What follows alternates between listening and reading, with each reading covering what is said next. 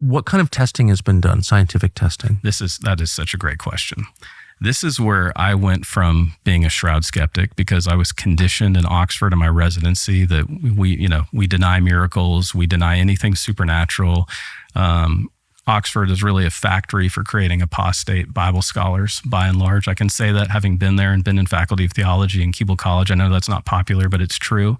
I would often go home to my flat in Summertown after reading the Greek New Testament with my cohort, and I would ask my wife, Audrey, am I the only one who actually believes in Jesus in this group? And that's okay.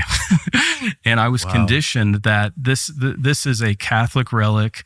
There's no historicity behind this. It's a joke.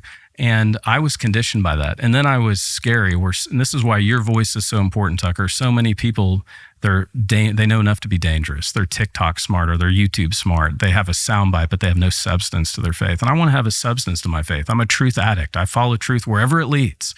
And my pastor, Jack Graham, began encouraging me to just look into the primary sources for the Shroud, not to pay attention to the blogosphere, but to pay attention to what do the scientists actually tell us.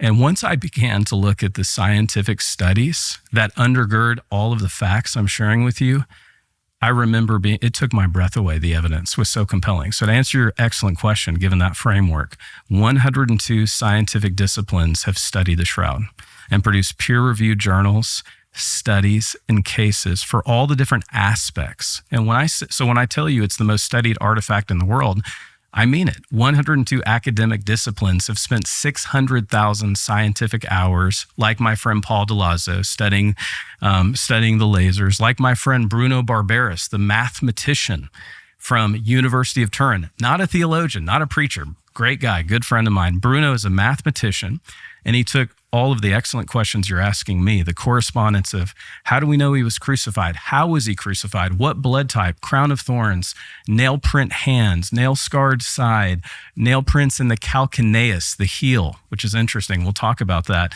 The scourge marks and then the patibulum abrasions, the crossbeam.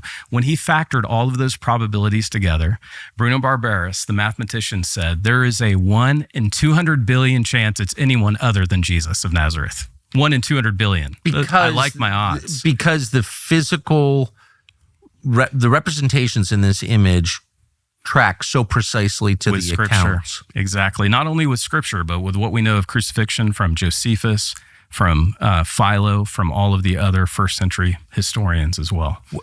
What do you mean there are holes in his heels? Yeah, this is amazing. Can you describe crucifixion? What was it? Yes. What was the purpose? How did they die? Crucifixion was the most heinous way to die. It turns out humans are really good at figuring out terrible, tragic ways how to destroy ourselves. And crucifixion brings that to a fever pitch. The Persians likely invented it. Alexander the Great, who gives us the language of the Bible, Koine Greek, he also made crucifixion fashionable throughout his Hellenization of the world. The Romans come along and they take crucifixion that they learned from Greek Hellenization and they perfect it for 700 years. Remember, Josephus tells us that during the Jewish revolt, AD 66 to 70, Titus and Vespasian are crucifying 500 Jews a day. And so they were experts. Now, it wasn't like they had a crucifixion manual. There were 30 provinces in the empire during the time of Jesus. Remember, we have Pontius Pilate, who's governor. We have first Augustus, who's emperor. And then we have the other emperors who followed during the time of Jesus. There's 30 provinces. And the provinces would practice crucifixion in different ways. But it was in the Syrian province where Judea was, where it was particularly heinous. I already mentioned we have 21 different records of crucifixion with nail piercing. Nails were iron. I actually have a nail artifact that I'm going to show you. In fact, this is a great time to do that. I want you to hold the replica of the crucifixion nail. This is a crucifixion nail. It was circular on top, and then it was actually a spike. It was an iron spike, and the Romans would drive this crucifixion nail through the wrists, through the palm area, and then through the heel, the calcaneus. Our heels are very brittle, And so they had to be very accurate when they would pin someone to the cross. And they would likely straddle the heels on either side of what was called, there you have the patibulum, and then you have the cross beam, then you have the center vertical beam, and the heels would be fastened, straddling the beam. And the victim would be crucified completely naked. There was no loincloth. I know we see that represented in traditional Christian art, but Jesus would have been crucified naked because the Romans were saying something with this. The Romans were saying, don't ever defy us. We are the truth. And remember, Augustus was called the Son of God. And so when Mark comes along and says, no, Jesus is the Son of God, those were seditious words for the time because Augustus was called the Son of God. When Augustus gave good news, it was called the gospel. Christianity takes that term euangelion. No, it's not the gospel of Augustus. It's not the gospel of the Roman Empire. It's not Pax Romana. No, this is the gospel of the true Son of God, Jesus Christ, who rose from the dead. And so he's crucified, and so crucifixion was, at least one gospel account describes the other men on either side as criminals or rebels, but malefactors. Who got crucified? Well, this is interesting. It turns out we really hate to crucify slaves, and we want to do it in the worst way possible. That was the Roman view.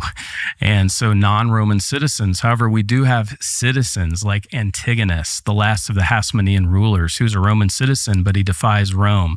This guy named Mark Antony, who becomes Augustus, crucifies Antigonus in a really despicable way. He actually beheads him first and then crucifies him. We have all of his remains. It's interesting because these crucifixion nails were thought to be something like amulets, phylacteries. They were thought to bring you good luck. And what's interesting is crucifixion nails were reused again and again. So the very nails that pinned Jesus to the cross had probably been used many times before that to kill other Roman victims. Because, ironwork is expensive. Right. And again, the Romans, they were a slave machine. They knew how to kill people. They knew how to enslave. 40% of the empire were slaves. And so they had to know how to crucify them. And so you have this slave crucifying machine that is the Roman Empire. And then if you were a citizen but you defied the empire, you would be crucified too. How does crucifixion kill a man?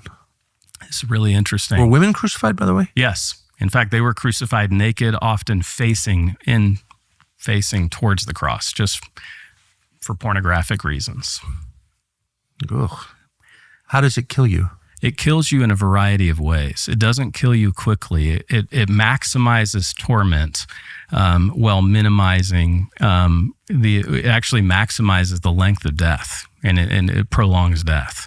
And so when we study the blood work, so there are some amazing hematological reports that I've enjoyed reading thoroughly. One of the truest observations ever, it's hard to have a good time if you're stuck in bad boots. And that's why you need Tecovas. They make it easy for anybody, including people like us, hardly experts in boot fashion, to find the perfect boot. Here at TCN, we love Tecovas boots. Everybody's got them. You can find us wearing our favorite pair during the day or an evening out, not even line dancing, anywhere.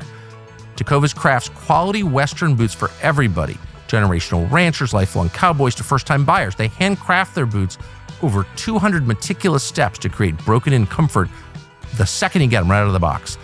The difference is obvious when you put them on. It's unbelievable, actually. You never know that they were brand new. There's no compromise between quality and style. There's a reason Tecovas gets such high reviews from everybody. It's the total package. Get 10% off at tecovas.com/Tucker when you sign up for an email and text alert. That's 10% off at Tecovas, TECOVAS.com/Tucker. Honor the West by leaving your own boot print. Tecovas.com/Tucker. When we study the blood that's on the crucified man, it bears correspondence with that Jesus, there's high levels of creatinine, which means he was suffering from kidney failure, high levels of ferritin. His body had inflammation all over it. He was dehydrated. You read John's Gospel. Remember in John's Gospel, Jesus, one of the 7 sayings, I thirst, he's dehydrated. We know that Jesus likely lost 1/3 of his blood volume during flagellation. So he was dying of a variety of things. Many thinkers believe that he died of suffocation, asphyxiation because of pulmonary edema. And we see that pulmonary edema reflected both on the shroud cloth and on the sudarian of Oviedo, the face cloth. It's 6 parts pulmonary edema, 1 part blood. Again, a hoaxer is not going to make this stuff up. I mean, it becomes so crazy. Pulmonary edema, so your lungs fill with fluid. Fluid, blood, and a mixture. In fact, there is a translucent mixture of fluid around the side wound. We looked at the side wound there. Between rib 5 and 6, just above that triangle, which is really a patch from a burn hole. There's actually a translucent serum around that again is consistent with what John's gospel said. Blood and water flowed out of Jesus because he was already dead. And so the crucifixion would prolong that. High levels of ferritin, high levels of creatinine. Jesus is suffering liver failure, kidney failure. His body has inflammation all over it. I believe, though, that Jesus died of cardiac arrest, massive heart failure, congenital heart failure, because he has labored breathing. We know all of this from the blood samples. The New Testament, one account says that his tormentors wanted him off the cross by the Sabbath, by Passover. That's Deuteronomy 21, actually before nightfall. Before nightfall. Right. So they broke his legs, or they were planning on breaking his legs. They didn't, because he died. And that's consistent with messianic prophecy in David's Psalm 22. Yes.